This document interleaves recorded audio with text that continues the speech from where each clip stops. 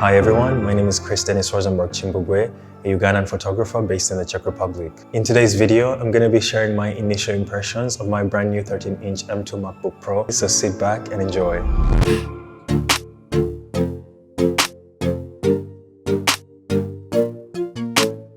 For my M2 13-inch MacBook Pro, I chose to go with the space gray version with 8GB of RAM and 1TB of storage. The only reason why I bought the laptop is because I found out about Apple's back-to-school promotion, which is available in the Czech Republic during the summer months before the new academic year starts. As far as I can tell, it is also available in other countries in Europe and North America. For the other regions, I'm not so sure, but I can definitely confirm that as a Ugandan, it is not available in Uganda, which almost certainly means that it's not available in other African countries. So please be sure to visit the Apple website to find out whether it's available in your region or country of residence. I made my purchase less than 2 weeks before the promotion was set to end on October 17th, 2022. The purchase cost 47,390 Czech crowns, which is equivalent to 1,951.97 euros or 2,007.46 US dollars. As of Friday, November 11th, 2022, the M2 13-inch MacBook Pro with my exact specifications costs around 50,990 Czech crowns, which is equivalent to 2,099.42 euros or 2,160.60 US dollars. Based on today's calculations, the discount is approximately 3,600 Czech crowns, which is equivalent to 148.26 euros or 152.54 US dollars. But the other incentive was that for the discounted purchase price I mentioned earlier, the laptop also came with a gift, the second generation AirPods, which are valued at 3,990 Czech crowns. Now we're going to talk about the design and specifications. For those who have owned, used, or seen a 13-inch MacBook Pro before, this M2 version will look and feel very familiar to its recent predecessors. It comes with a standard Apple M2 chip with an 8-core CPU, 10-core GPU, and a 16-core Neural engine, a 13-inch Retina display with True Tone, 2 Thunderbolt USB 4 ports, a 3.5mm headphone jack, a touch bar and touch ID, a backlit Magic Keyboard, and for the language I chose International English, as well as a Force Touch trackpad. I chose to go with 8GB of unified memory and 1TB of SSD storage. The decision to get only 8GB of RAM is not one I made lightly. Given all the hype about how much more powerful Apple Silicon is in general, and now even more specifically with the M2 version, I decided to prioritize storage over memory. This is a decision that everybody has to make on their own when they're looking for a laptop or a computer of any kind. But I can honestly say that even though all of these elements are very important in order for a computer to run smoothly, for me, the financial implications of prioritizing both memory and storage with a computer that's already extremely expensive are unimaginable. So I had to choose one. One of the reasons that made me decide to prioritize storage over memory is that I wanted to have as many of my raw files on my computer as possible so that I'm not tethered to a hard drive. I want to be able to work with my laptop without having to connect to a hard drive, and considering that the computer was going to be so much faster than what I had before, or a lot of the computers on the market, I knew that I could more or less survive with 8GB of RAM, but I couldn't survive with 256GB of storage at all. And in fact, even having 16GB of RAM or 24GB of RAM, but you have 256GB of storage or 512GB of storage, that's going to affect the performance of the computer. All of these parameters have to be well balanced in order for the computer to run as fast as it's meant to run. The only issues I've faced have been when I've opened folders of files which are extremely large. For example, TIFF files which are like 600 megabytes or more. Those have caused a bit of lag, certainly not as bad as my previous computer. So as of today, I'm still satisfied. And now we're going to talk about the display. It is 2560 by 1600 pixels with 227 pixels per inch, and it goes up to 500 nits of brightness. The display is stunning, unlike any that I've ever had before.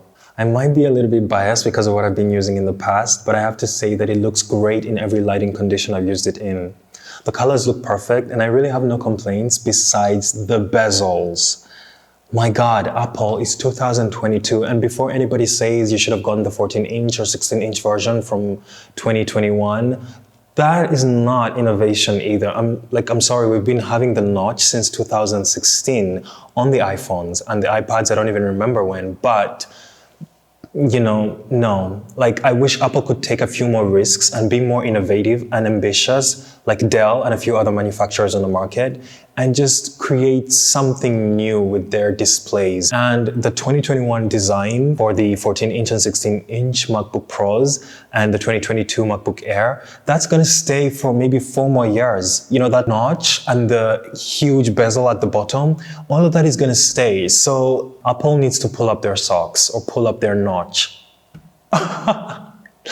Apple needs to pull up their notch. Okay, now that I've finished the ranting and I've gotten that out of my system, I have to admit that having used the laptop for the few weeks that I have, the bezels are not as distracting or as unpleasant as I initially feared. Of course, knowing that there's something better out there always makes you feel a certain type of way, but it's not a huge deal breaker. At least they're not white.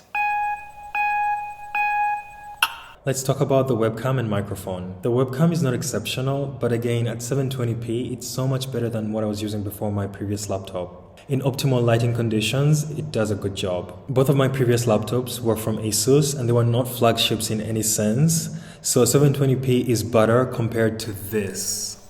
Yeah. This is the webcam I was using before, and it looks great because there's lights here, but in any other condition, it is not usable. The speakers are exceptional in my opinion, and there's not so much more I can say beyond that, but let's take a quick listen to some sample audio so you can judge for yourself.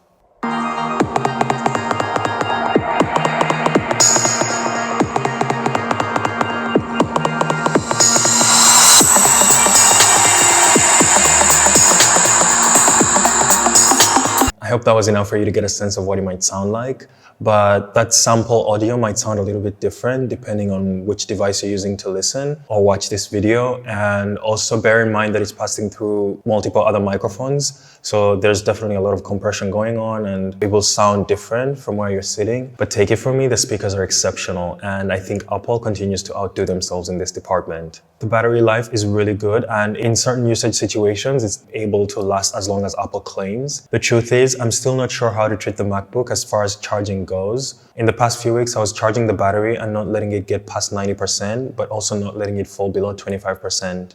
And I was limiting my usage while it was charging. But when I was using the laptop for extended periods of time, I started to let it charge all throughout. And when it gets to 100%, it starts to behave like a desktop, and the charger behaves like a power supply, basically. And most people say that that's healthier and that it's okay. It's not going to destroy the battery because modern batteries are smarter and all of this stuff. It's really hard to make this decision, honestly. After spending as much money as I have, it's a scary thing to feel like you're actively working to destroy these things. So this is a decision everybody has to make on their own. And if anybody's watching and they have more knowledge about this or more confirmed knowledge about this particular thing, please feel free to share with us in the comment section below and let us know your habits when it comes to charging your MacBook or your laptop in general. Thank you. I really appreciate that.